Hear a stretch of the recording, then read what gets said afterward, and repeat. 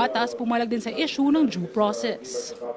Merong standard na sinunod yung mga mining firms, kinumply nila, and all of a sudden, the DNR Secretary changed the standards. So the standards become subjective. In this government, there is a separation of powers. You in the executive government only executes. You do not have any right or any authority to make your own laws, make your own policy. You are only confined within the provisions of the law. Ilang ulit ding tinanong si Lopez kung pwede bang bigyan ng isa pang pagkakataon ng mga minahan para mag-comply at ayusin ang mga tinukoy na paglabag. Pero nagbatigas ang kalihim. I'm not gonna sacrifice my principles just to get appointed. Bago naman magsimula ang pagdinig, makikita ang paglapit ni Lopez kay Congresswoman Sato at nagkasagutan daw ang dalawa. May sinabi na ayaw kong sabihin ngayon dahil nakakasakit sa akin yon. Ang remark was yung sa integrity ko yung sa personal integrity ko. So, wag naman ganun. Kasi I will not be stopped from asking difficult questions kahit nasabihin mo sa akin na ako ay may pinapaboran. That the government has decided to review your closure orders. Is that correct? Yes, go ahead. If you're talking about the MICC, Yes, I am talking about the MIC. yes, this is what I know is the law.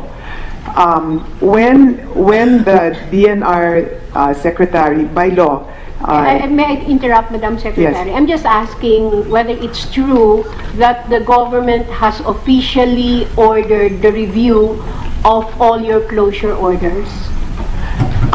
the MICC cannot, the only I think the President has ordered the review of all the closure orders. Is that true? not that I know of. He didn't tell me anything. I think No, it was. but I've been reading from the papers that the government is releasing 50 million pesos Yes, for the review of the Can I have the memo? closures. Is this can I have the the- Department of Finance has announced that they needed 50 million pesos to review all the closure orders or all the closed mines. Yes. So, And I also read that you are sort of objecting to the review because you are of the position that it is within your power and jurisdiction to close these mines, and if you correct me if I'm wrong, that this review is ultra vires because you have the sole authority and power to close the mines. That's correct. I sent a memorandum to the Office of the President, and by law, I have it here that the reason and the foundation for which the MICC was formed is listed here, and I think they will not, unless you want me to read it. No, because we are It's pressed okay. for time. Okay, so Can you just submit Go to the us, vote. So what- can you just give Yes, us a we can copy give of it to the you. letter? And to summarize it, there's nothing in the paper which led to the formation of the ECC that authorizes or mandates it to review mining operations. It's only the DNR which is authorized to review mining operations. So to spend 50 million pesos to do something which is not within their mandate and which is the sole mandate of DNR, for me is not good use of money, because I followed all the rules and regulations. It's listed here what the MICC is supposed to do. And the spending of the 50 million pesos is putting in money in an activity which is they're not mandated to do. Thank you, Madam Secretary. Can you just give a copy of Yes. that, Can you all the please members? give a copy? Mr. Chairman, can I just be educated and clarified on this? Because I'm also it's so confusing. I mean, what you read on the papers and what's actually happening are two different things. But before that, I would adopt the stand of Senator Lacson, because sometimes if the members of the commission ask questions, they would always accuse you of, of not being objective. But the reason why we ask difficult questions here is to give the nominee every opportunity to prove their competence. Because I believe that each and every member of the commission would like to confirm all the nominees of the president. But we are very serious also in making sure that we do our solemn duty in this commission. So please do not misinterpret if we ask questions. Actually, you have to thank us for asking questions because we are giving you every opportunity to prove yourself to the commission. So having said that, and on top of that, I share the passion of the Secretary in protecting the environment. When I was the governor, I supported a 25-year moratorium against mining in my province. And the Secretary knows that we even conducted the hunger strike before the DNR, just to prove that we were against the mining within our watershed. Having said that, I would like to ask questions, because if I was also reading in the papers that the review of the closed mines will start within this month, and if the Secretary is questioning the legality of that review, I mean, what will happen? If in the event that MICC comes out with a decision adverse to the decision of the Secretary, whose decision will be followed?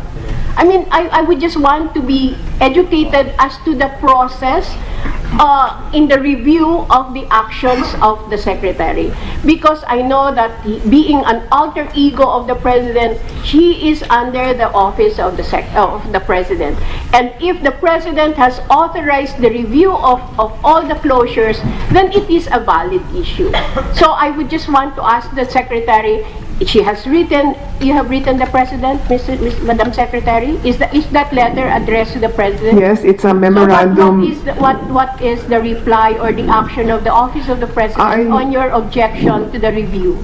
I gave him the memo personally. So, Mr. Chair, can I reply to that? I gave him the memo personally, and I seriously questioned the spending of 50 million pesos for a function that MICC was not mandated to do. Having said that, the President is a President. If he's the one that orders a review and it's under his instructions, then so be it. But as far as I know, this review, I think, was done under the auspices of Secretary Dominguez, if I'm not mistaken. And in that line, I feel a 50 million pesos is actually a usurpation of the DNR mandate. And here I have another which says that the EO 79 says that the MICC can only review laws and policies, not review DNR orders. Thank you, Madam Secretary. With the permission of the Honorable Sato. I agree with Secretary Gina. We all know that, those in the cabinet, secretary level, you can only recommend. I don't know though if that's a fact, so perhaps you could submit it to our committee as well. But he can only do so much, he or she, and it's up to the cabinet. During that time, it was Secretary Paje. I supported Secretary Paje for 6 years. It's not for me to judge what Secretary Paje did, but perhaps we should look not in the Commission on Appointments, but perhaps in my oversight function as Climate Change or in Environment Committee on what transpired in the past 6 or 10 years. But that should not be taken against the nominee for the job that a director had during another secretary's time in another administration, and to consider her to have poor judgment on account of the background or career of a person. Otherwise, all of us, lahat ba ng ating mga staff has the best and excellent background, there would always be someone who would say he or she may not be perfect. Thank you. Thank you, Senator Lauren Ligarda. Prerogative to choose her consultants, her immediate staff, because that would make her an efficient secretary. And I agree to that. But Madam Secretary, I've been thinking whether to ask you this question, but I would be remiss in my function as a member of this commission if I don't ask these questions, because these questions that I'm going to ask you now actually came from the rank and file or from the organic personnel of the DNR. But I will not divulge who they are to protect them. Madam Secretary, per approved plantilla position in your department, how many undersecretaries are